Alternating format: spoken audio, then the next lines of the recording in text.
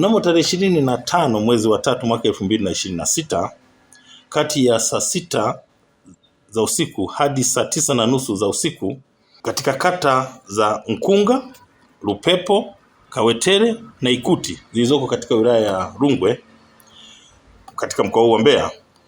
mvua kubwa iliyoambatana na upepo ilinyesha na kusababisha vifo vya watu 18. Kati ya watu hao wazima walikuwa ni watu 4 na watoto walikuwa ni 14, wa kike wakiwa ni 8 na wa kiume wakiwa ni 6. Mvua hiyo iliambatana na upepo mkali iliyosababisha nyumba zaidi ya 9 zilizojengwa kwa tofali mbichi na kuezekwa kwa bati ziliweza kusombwa na maji na maporomoko ya maji pamoja na udongo uliokuwa ukipita maeneo hayo na kusababisha vifo hivyo ambavyo nimevitaja. Kwa hiyo waliofariki katika maafa hayo ni Chapakazi Mwasota miaka 60, Loida Mwangimwa miaka 55, Gladness Chapakazi miaka 18, Neema Mwasiema miaka 31, Anet Morohani miaka 35, Obedi Shibuka miaka 20 na Itika Manyanya miaka 26. Watoto waliofariki katika maafa hayo ni Viviani Ahonga mwenye umri wa mwaka 1,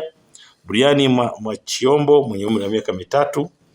Dairani Kasambara mwenye umri wa miaka 6 aliyekuwa mwanafunzi wa chekechea katika shule ya msingi ya Lupepo, Innocent Kasambara miaka 4, Vivian Andrea miaka 13 aliyekuwa mwanafunzi wa darasa la 7 katika shule ya msingi ya Lupepo, Princess Ibrahim miaka 5 aliyekuwa mwanafunzi wa chekechea katika shule ya msingi Lupepo, Nathanasi Christopher miaka 2, Jonathan Hamisi miezi 10, Irene Anganyisi miaka 16 aliyekuwa mwanafunzi wa kidato cha 3 katika shule ya sekondari ya Lupepo, Wema Hamisi miaka 5 aliyekuwa mwanafunzi wa chekechea katika shule ya msingi Kikuyu, na Kennedy Mahenge miaka 14, huyu alikuwa ni mwanafunzi wa kidato cha 2 katika sekondari ya Ikuti. Aidha, katika maafa hayo watu 5 wamejeruhiwa, kati yao watoto 3 wa kike na watu wazima 2, mmoja wa kiume na mmoja wa mwanamke. Kwa hiyo majeruhi walipelekwa katika hospitali ya wilaya hiyo inaitwa Makandana iliyoko katika mji wa Tukuyu,